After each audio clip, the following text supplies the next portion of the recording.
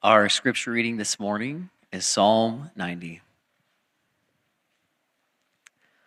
Lord, you have been our dwelling place throughout all generations. Before the mountains were born, or you brought forth the whole world, from everlasting to everlasting, you are God. You turn people back to dust, saying, "Return to dust, you mortals." 1,000 years in your sight, or like a day that has just gone by, or like a watch in the night. Yet you sweep people away in the sleep of death. They are like the new grass of the morning. In the morning it springs up new, but by evening it is dry and withered. We are consumed by your anger and terrified by your indignation. You have set our iniquities before you, our secret sins in the light of your presence. All our days pass away under your wrath. We finish our years with a moan. Our days may come to 70 years or 80 if our strength endures. Yet the best of them are but trouble and sorrow, for they quickly pass and we fly away. If only we knew the power of your anger. Your wrath is as great as the fear that is your due. Teach us to number our days, that we may gain a heart of wisdom. Relent, Lord. How long will it be? Have compassion on your servants. Satisfy us in the morning with your unfailing love, that we may sing for joy and be glad all our days. Make us glad for as many days as you have afflicted us, for as many years as we have seen trouble. May your deeds be shown to your servants, your splendor to the children. May the favor of the Lord our God rest on us. Establish the work of our hands for us. Yes, establish the work of our hands. Hey, when I was younger, I was taught this, and I don't know if it's really true, and maybe some of you, that it takes 21 days to establish a habit. Anyone ever hear that? I don't know who it was that gave that to me. They lied. It takes way more than 21 days. I've done a lot of things for 21 days that just didn't stick. And if it takes 21 days to start a habit, how many days does it take to stop a bad habit? Forever. Years ago, I was leading a small group of guys, 5 of us, well, 5 of them and me. I can't remember, candidly, what started this group. It was a unique group. It was 5 guys who all had same-sex attraction, not to each other, but that was their struggle. 2 of them were married, and you can imagine their marriages were flat, and their poor wives endured just a lot of emotional sorrow, realizing that their husbands had no real attraction to them sexually. So we met. I remember their prayers.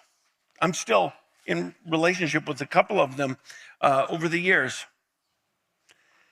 And it was a season in my life where I honestly kind of God puzzled me. I mean, he always puzzles me a little bit, but I would listen to these guys pray and plead with God. God, take this away. God, give me a love for my wife. God, there were guttural prayers. And God didn't answer them. I mean, God didn't just go, whoop. All the sexual desires were gone, and God replaced them with good desires. He didn't do that. And you know what would mess them up a little bit? Periodically, they'd watch 700 Club, and they'd watch some guy, some 20-year heroin addict, that his grandmother prayed, and man, boom, he was delivered from heroin and just free, and he shared his testimony. And I can remember periodically they'd come back, whether they watched TBN or what, doesn't matter. And they would come back and they would just simply ask, why won't God listen to me? I didn't have a good answer, still don't. What I do know is if it takes 21 days to learn a good habit, It's going to take a long time to break a bad one. And the reason is because I think for most of us in the scriptures and in life, change is never traumatic and dramatic. It's sequential and slow. The Apostle Paul says it this way in Philippians chapter 3, verse 12. He says, I press on step after step after step. Not that I have already obtained it, but I press on and take hold of that which God has taken hold of for me. Seems to indicate to me, and if I put Philippians chapter 3, 12 and following together with Romans, that the Apostle Paul, though his salvation was fairly dramatic, I'll give you that one, his sanctification, his transformation was not. Slow, sequential, in the words of Eugene Peterson, a long obedience in the same direction. Change is hard, and none of us are born wise. There's some of you that are born and you're just brighter than bright. You have an IQ that's through the roof. You can read the IRS manual and you know what they're saying. There's at least 3 of you in this room that can do that. The rest of us, we need you. There's some of you, you're just born with this exceptional high IQ. That doesn't mean you're wise. I've met a whole lot of really brilliant people that are just street stupid. They're not wise at all. I've met over the years a number of athletes that are just, God just said, let me bless you. But they don't have the discipline to kind of hone it in, and they get themselves in trouble. They're not wise.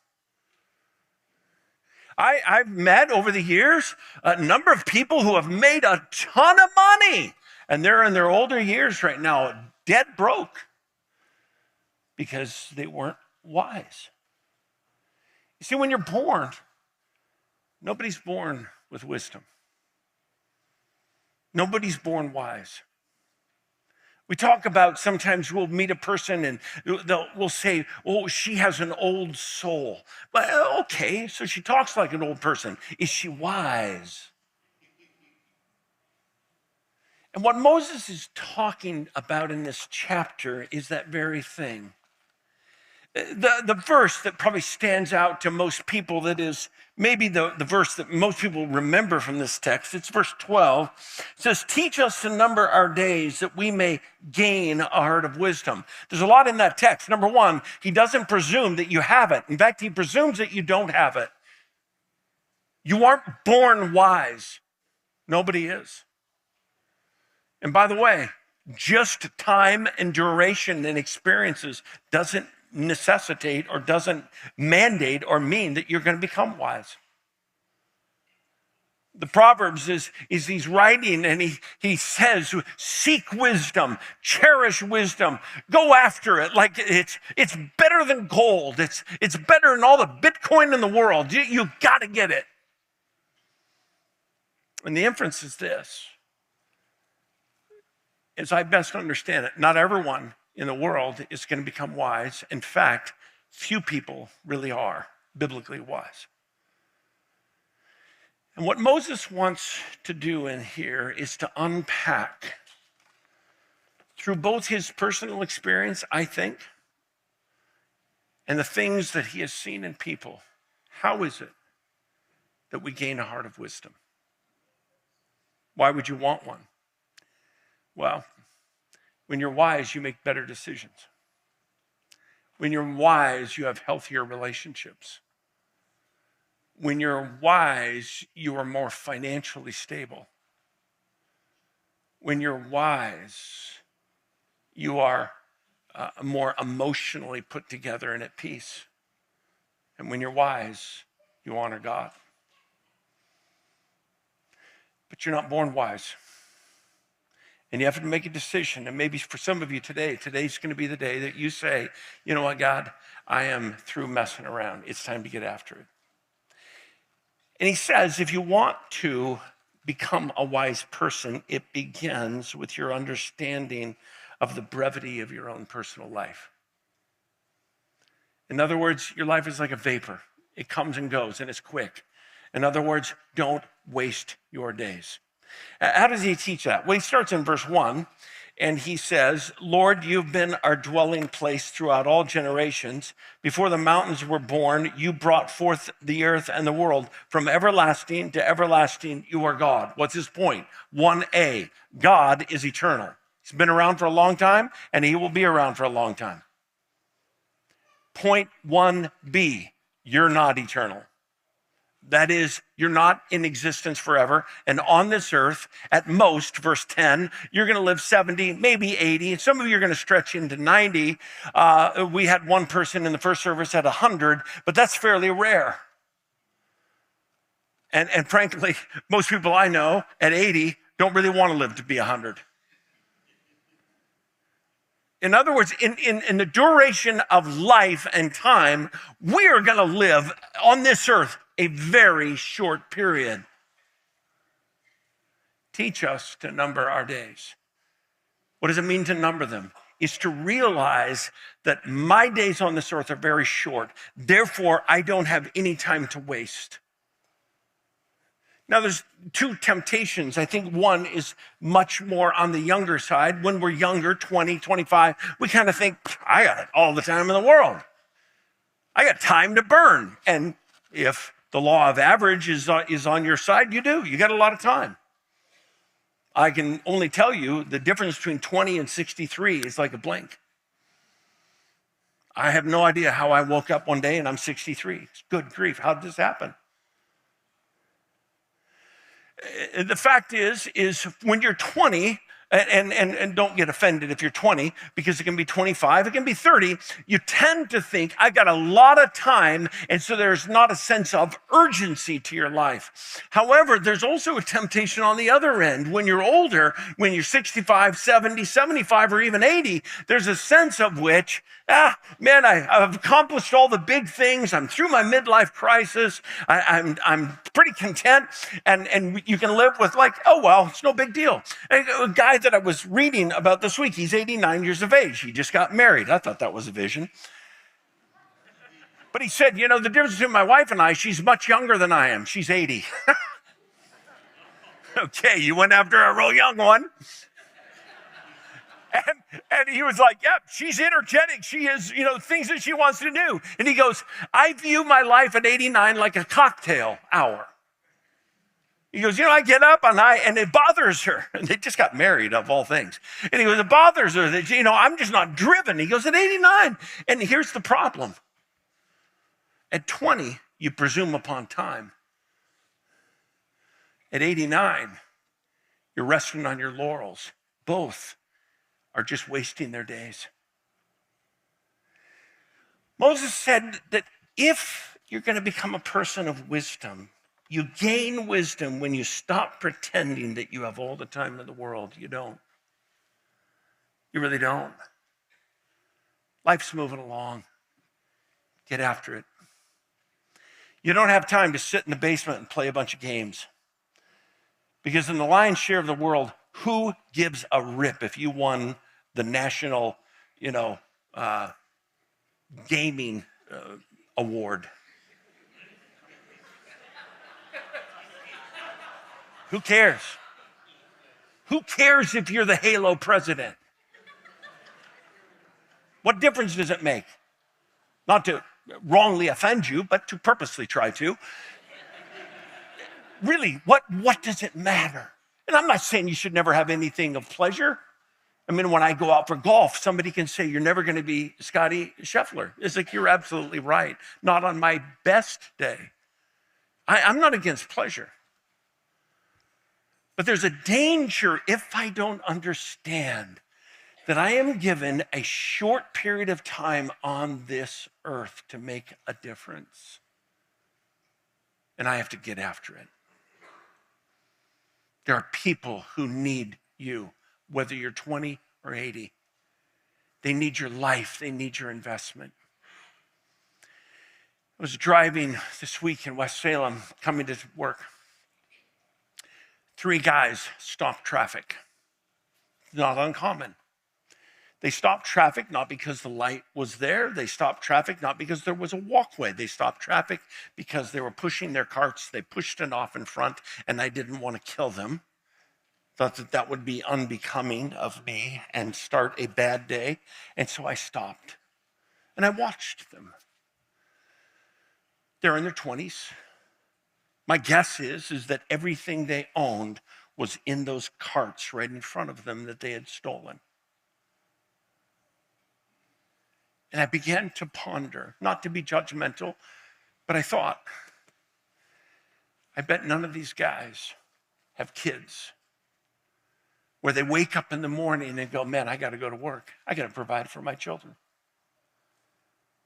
None of them, my guess is, have a wife that they've made a covenant with to say, I will sleep with no one but you.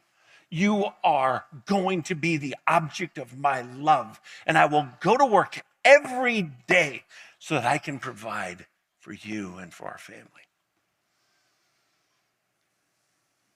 I wanted to go up and help them pull their pants up. More, I wanted to go and take them out for lunch and ask them, guys, why are you throwing your life away?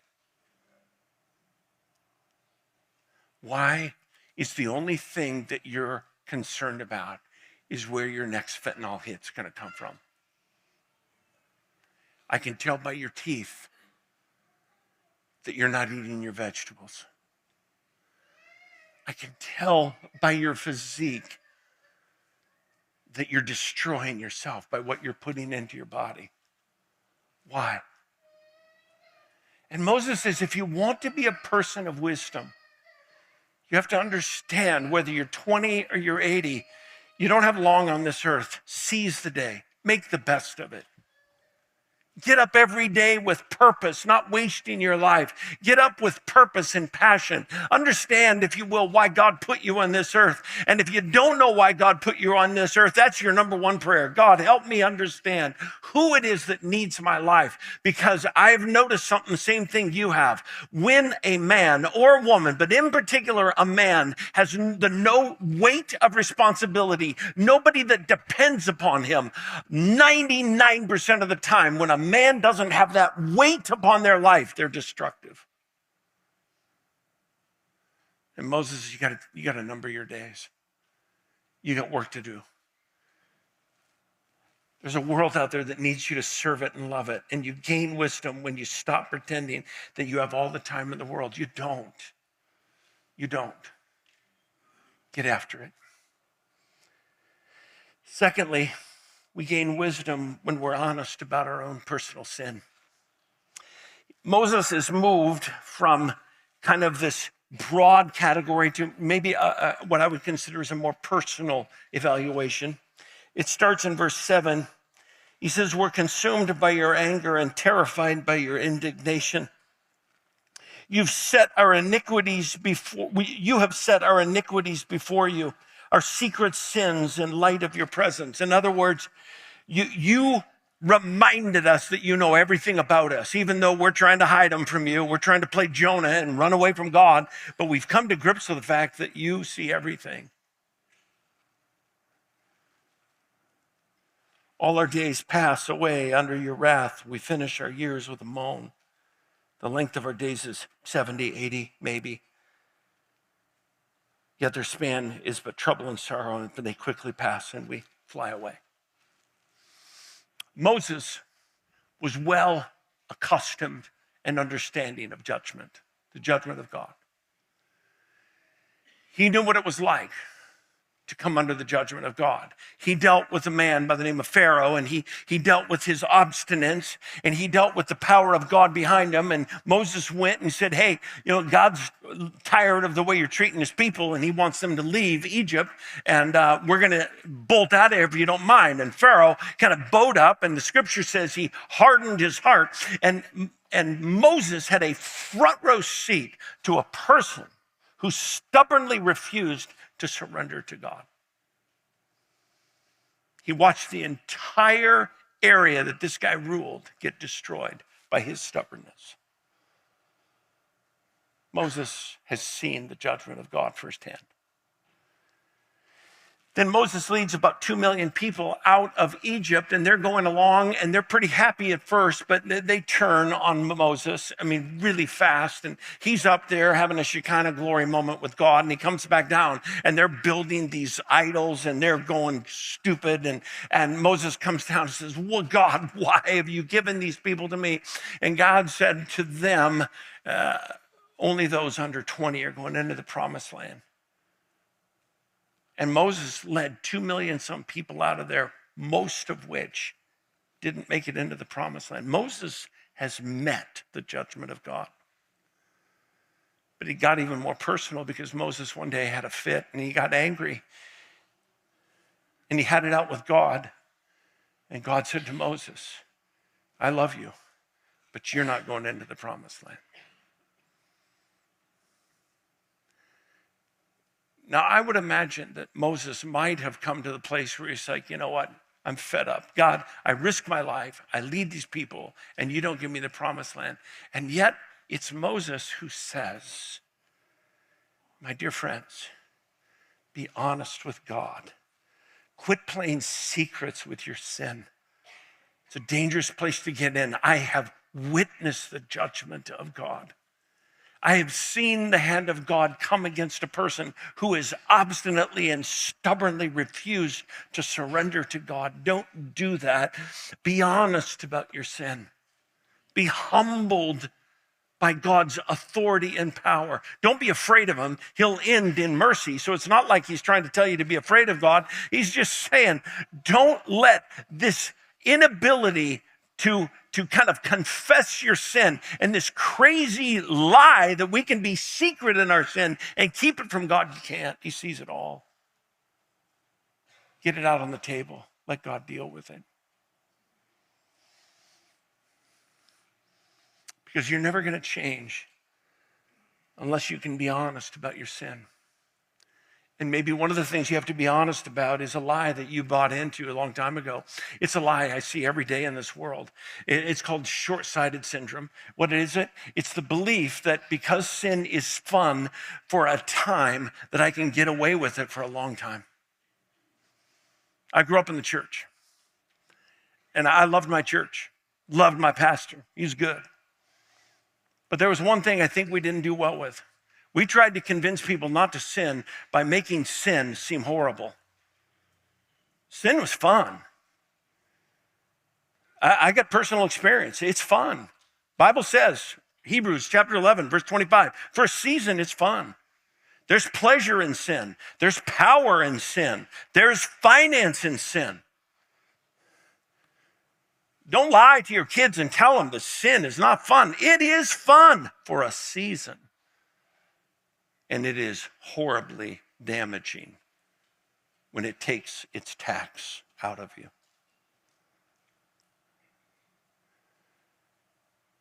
Wisdom only comes when I can acknowledge, God, I have struggled with sin, like Paul in Romans 7. And it is a demanding habit. And it's only when I can be honest and humble about it that I have the capacity of change. When I was a school teacher, we had a thing, went across the United States. You'll remember it's called Scared Straight. Remember that? We would take delinquents, kids. We took my class that I was teaching, and we would take them to prisons, and we'd take them to jails. We'd let them go into the jail, and we'd help them imagine that this is going to happen to you if you make some bad choices. And then periodically, we even, for some kids that had been booked for something, we got them in front of a legitimate lifer and said, okay, you got to change your life or this is where you're going to end. It was called Scared Straight. You ever read about the results of that? Read it. It was a complete failure. In fact, they suggested that it actually increased delinquent behavior. Why? Think about it. Can you be scared into wisdom? No. What did they underestimate? the arrogance of our pride. That a little 16-year-old kid who's sitting there thinking, the only reason you're in jail is because you're stupid and I'm not. The only reason why you got addicted is because you're dumb and I'm not.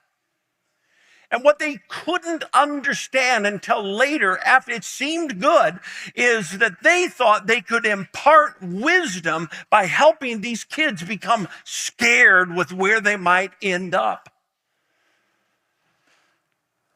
Wisdom doesn't come from being afraid. Why? Because wisdom doesn't come from an inflated heart and mind. Wisdom comes from humility. Wisdom comes when a person says, God, I'm a broken person.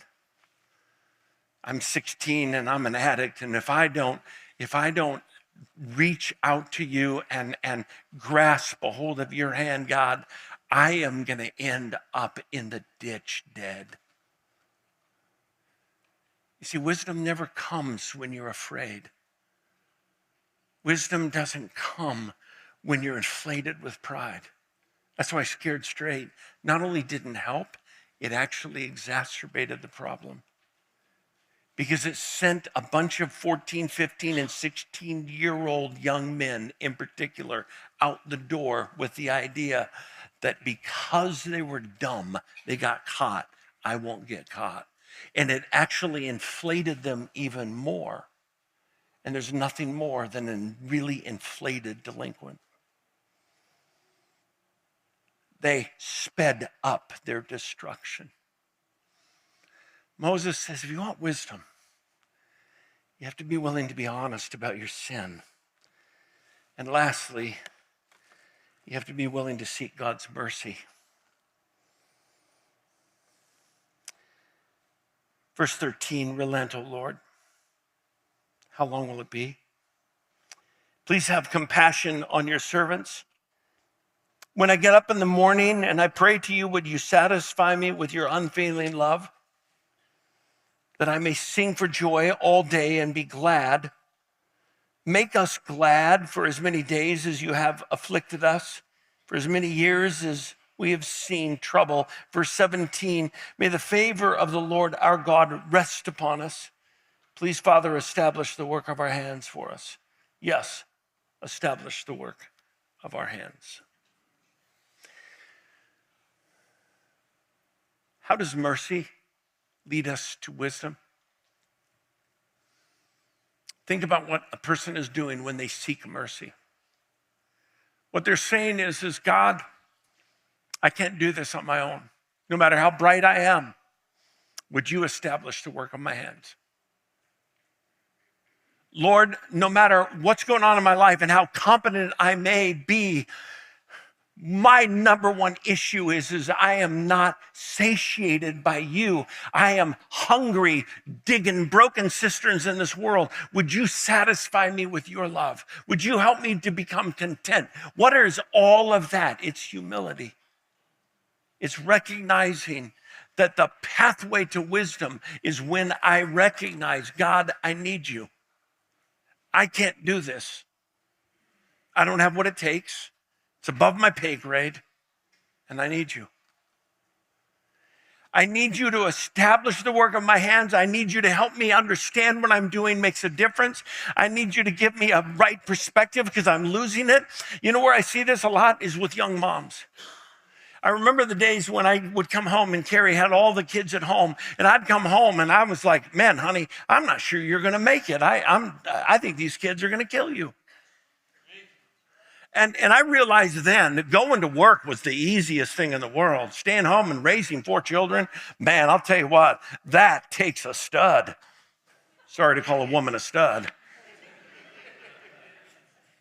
But you know what she began to wrestle with? I've heard this a lot of times. It's like, is my life making any different? I mean, all I do is change diapers, clean up, spit up. And then I got to clean up the dog because I don't get the dog outside in time. And then I come back and they've wrecked something. And then when my husband comes home, I'm so tired. I don't even want to greet him with a hug and a kiss. I just want to say, they're yours.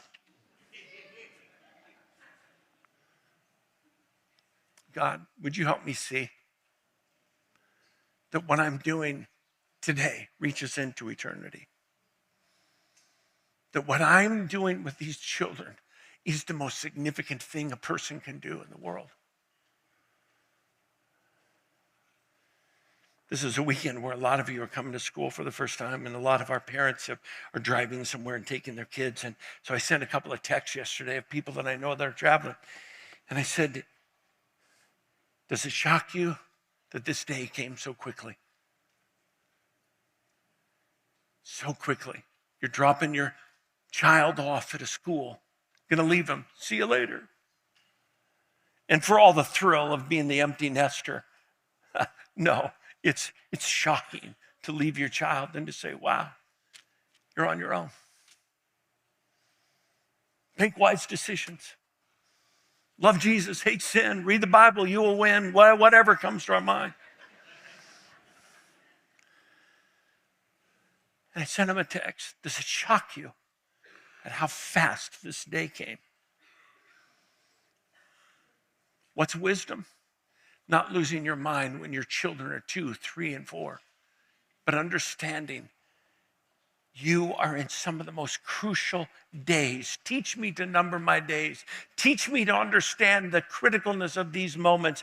Teach me to wake up in the morning and to be satisfied with the life, God, you've called me, because I am making a huge difference. And one of these days, before I can ever imagine it, they're going to be leaving. And I'm going to walk them down aisles. Then I'm going to go to the hospital and see my grandkids.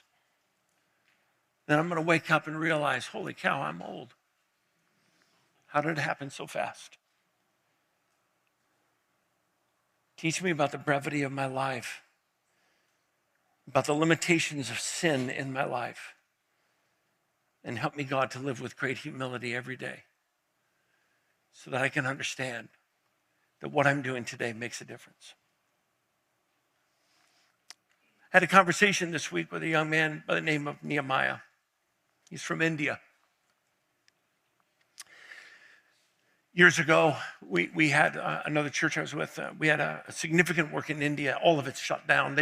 Most of the missionaries, unless you're a patriot of some kind, are out of India. Nehemiah. Most of the missionaries have been kicked out of India, but you're from India. You can go in and out. And he was here in Salem being trained. And I said, hey, what's the health of the church like in India? All the missionaries are gone. And he goes, it's exploding. I said, Nehemiah, do you remember a guy by the name of William Carey? 1793, William Carey went to India. You know what his prayer was? God, establish the work of my hands. God, establish a church in India. That was one of his prayers, not the only prayer. Teach me, I've got a limited amount of time here in India, and God, I need to build a sustainable church. One, maybe he didn't even think this way because he was a missionary. Maybe one, God, that is so strong that it can have virtually all the missionaries ripped out of that country and the church explodes. Teach me, God, in 1793, you know what his prayer was? Establish the work of our hands. Let the gospel remain. Let the church thrive. I was listening to Nehemiah pray. I was humbled. I was utterly humbled by this young man's prayer. So absolutely ridiculously big. He wasn't satisfied with God working in India. He wanted Pakistan. He wanted Iran. And I was thinking, God, you answered William Carey's prayer. I've witnessed it. Nehemiah is a part of that prayer. You see, that's wisdom. Wisdom is believing that what I'm doing today is going to reach way into eternity. It's going to reach 200 years down the road. The things I'm doing today are so critical. And I'm absolutely convinced that the enemy has lied to many of us so much that he says your life really doesn't matter. You're not that big of a person, and you're not, known in the evangelical community. And so we kind of live with this really small syndrome instead of going, wait a minute, I am praying to the God who made heaven and earth, and my prayers are going to touch 200 years down the road if God tarries. How dare you think that what you're doing today doesn't matter? It does. You got to get after it. Quit wasting time. Get out of the basement. Turn your stupid TV off. Get after it. Why? Because you can't add more days to your life, but you can add more life to your days. Can't add more days to your life. You can't. I don't know when you all are going to die. I don't know when I'm going to die. I know cancer won't kill me. I know a drunk driver won't kill me. I know none of those things will take me. My days are written in the book of life, God says, and I can't add one day to it. What I can do is I can affect what I do with every day. And you can too.